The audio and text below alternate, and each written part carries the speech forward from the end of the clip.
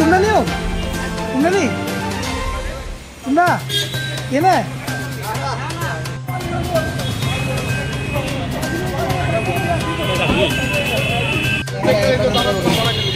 Itu gitu nah, hebat itu betul. Dia berada di sana, dia berada di sana.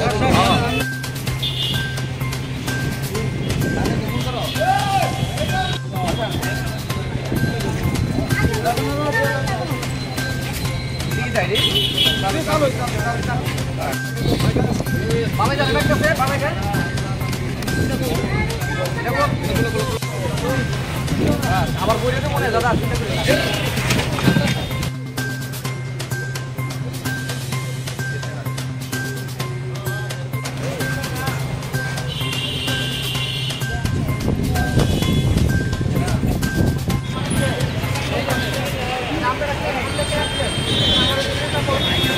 একটা খবর পেয়েছি, একজন আমাকে ফোন করেছে যে এখানে রেশন থেকে চাল বেরোচ্ছে, ঠিক আছে। তো এই অনুযায়ী যারা যারা এলাকাবাসী আছেন ওনারা এই বাইকটা সহ এই চালটা আটকেছেন। তো আমরা এখানে এসেছি, আমরা এখানে কাউকে পাইনি, আমরা এখানে এই 2 বস্তা চাল পেয়েছি, যেটা চেক করে দেখেছি, দেখা যাচ্ছে এটা রেশনের চাল। কর্তকরশ্রী ভাই আছে, ওনার কাছে পুরো বিস্তৃত আমরা জেনেছি। এখন আমি অফিসে কথা বলেছি, তো আপাতত আমাদের নির্দেশ দেওয়া হয়েছে এই 2টো ব্যাগ আমরা সিজ করবো, ঠিক আছে। সিজ করে আমরা নিয়ে যাবো, রেশন সব 4টার সময় খুলে। তো আমরা ডিসিএম স্যার সহ আমরা একটা ইন্সপেকশন টিম এখানে এসে একদম বিশদভাবে ইন্সপেকশন করবো। শুধু রেশন সব না, আমরা আশেপাশে যে বাড়ি আছে সেই বাড়িও আমরা ইন্সপেকশন করবো। বাইকটার কি হবে, যিনি নিচ্ছিলেন মালগুলি ওনার কি হবে, বা বাইকটার কোনটা বাইকটার নাম্বার আমরা নোট করে নিয়ে যাব, যেহেতু আমরা বাইকের লুক সহ মানে একদম হাতে আমরা ধরিনি, ঠিক আছে। এটা এসডিএম স্যারের তো নির্দেশ, আর আমরা আমাদের রিপোর্টে লিখে দেবো পুরো বিস্তৃত ঘটনা। আর কি অর্ডার দেবেন, কি শাস্তি দেবেন, এটা এসডিএম স্যারের উপর নির্ভর করছে। আমরা একদম জেনুইনি পুরো পার্সিয়ালিটি না করে একদম নিরপেক্ষভাবে পুরো তদন্ত করে এটা রিপোর্ট দেবো। যদি অভিযোগ একটা যে ফুডের লুক এটা লোকে জড়িত আছে, আমি তো এটার কোনো উত্তর দিতে পারি না, ঠিক আছে। কিন্তু আমি এটুকু বলতে পারি, আমি একদম বা আমরা যারা সদর এসডিও অফিসে আছি, আমরা এখানে এরকম কোনো নেই যে কোনো ডিলারের সঙ্গে আমাদের অন্য কোনো ব্যাপার আছে। আমরা যখনই সাংবাদিক ভাইরা জানে, আমরা যখনই এরকম কমপ্লেন পাই বা যখনই ইন্সপেকশন করি, আমরা উপযুক্ত তদন্ত নিই। যদি তদন্তে দোষী সাব্যস্ত হয় কি ধরনের শাস্তি হবে? উপযুক্ত শাস্তি হবে। এসডিএমটার যদি কার কাছে নেওয়া হয়েছে এটা যদি ধরা পড়ে, তাহলে এফআইআর করার নির্দেশে এফআইআর করবো। রেশন সব ডিলারের ক্ষেত্রে পেনাল্টি হয়, শপথ করা হবে, তারপর উত্তরের জন্য সময় দেওয়া হবে। তারপর এসডিএমটা যদি এটা সাসপেন্ড বা ক্যান্সেল করে, সেটা এসডিএমটার উপর পুরো নির্ভর করে, কারণ এসডিএমটার লাইসেন্সিং অথরিটি।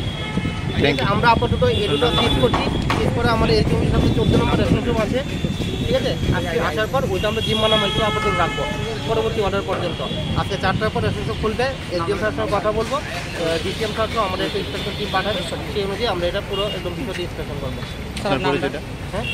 পরিচয়টা আমার নাম Debjyoti Chakraborty, chief inspector food. আমার সঙ্গে আছে শর্মিষ্ঠা দাস, উনি চিফ ইন্সপেক্টর ফুড। ধন্যবাদ।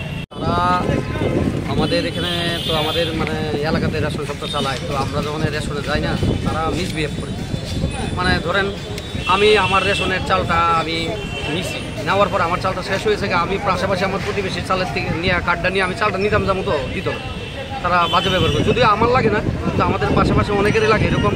সবার হাজারো অভিযোগ আছে, হাজারো অভিযোগ আছে। এবং তারা কি করে, তারা যে মানে রেশনটা যে আমরা তোলার পর একটা স্লিপ বাইরেও, স্লিপটা পর্যন্ত কাস্টমারের হাতে দিত। তা আমি একদিন জিজ্ঞেস করছিলাম গত মাসে যে তুমি আরে আমার স্লিপটা দেন, তারা স্লিপটাকে আমরা ডাস্টবিনে ফেলাই দিচ্ছি, আমরা এটা দিতে পারতাম না, আপনি আগে বললেন না কেন আমার।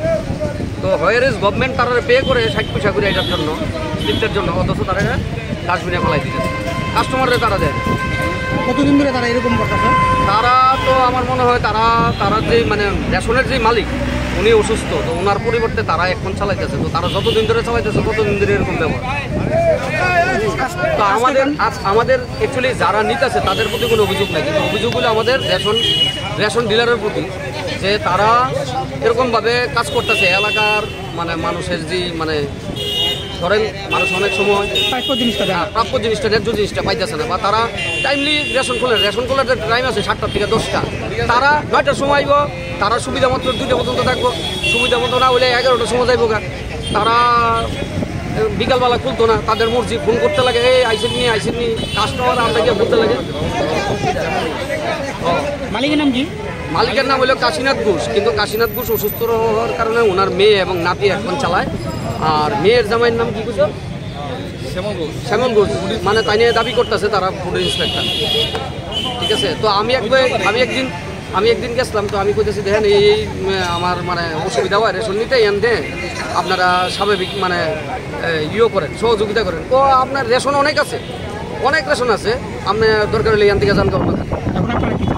আমরা চাইতেছি এটা সুষ্ঠু বিচার হোক, এবং যারা এলাকাবাসী আছে যাদের সুবিধার্থে গভর্নমেন্ট মানে ফেয়ার প্রাইস রেশন সব করছে, তারা যাতে সুবিধা পাক। বড় লোক কেন বড় লোক হইব? চুরি যে করেছে স্বীকার করেছে যে সে এনেছে বা সে নিচে উনি তো স্বীকার করছে, কিন্তু ওনার তো আমি দোষ দেখি না, আমি দোষ দেখি যারা রেশন তারা বিক্রি করতেছে দেখে তারা নিতেছে। মানুষ এখন বাঁচতে গেলে এত কষ্ট, মানুষ যদি 30 টাকার চালটা 25 টাকায় পায়, এটা নিব, কারণ মানুষের বাঁচার কষ্ট এখন। তো সেই জায়গাতে দাঁড়াইয়া তারার তো কোনো দোষ নাই, দোষটা হইল তাদের যারা মানুষের প্রাপ্যটা বঞ্চিত করে নিজেরা দিনের পর দিন বড় লোক হইতেছে। এটা হইলো আমাদের মেইন অভিযোগ। বিগত কয়েক মাস যাবৎ যে 13 নম্বর রেশন শক্তিটা লেখে অনবরত চাল দিয়েছে, তা আমি বিগত 4-5 মাস আগের থেকে আমি ফটো তুলে আসছি, এবং কোনখানে নেই কোন দোকান ফুল বাজারে ওটাও মিছিলি ওইটাও ফলো করছি। আজকে আমি কি করছি যে আমি হঠাৎ করে দেখি কি মালিক না, ঠিক মালিকের নাতি দেখি বর্তমানে তাইলে মানে দোকান চালাইতেছে। তো এই ব্যাগ বস্তাটা দিয়ে বস্তা দিয়ে তাকে তুলে দিয়েছে, তো তাই নিয়ে বেরিয়ে আসে পরে তাই আমি হাতে দোষটি পরে রেশন শপে এখন বর্তমান যে চালাইতেছে হেরা ডাক দিছি, হেরা আইছে, মানে আমরা কোনো কর্ণপাত করছে না, মানে এমনভাবে অ্যাটিটিউড মানে দেখে মানে গেছে খালি কিচ্ছু হইলে খালি বলছে আমার বাবা আমরা ঠিক আমার মনে নাই, আর কি ভোট জানি আছে, যাক আমি ঠিক মনে নাই।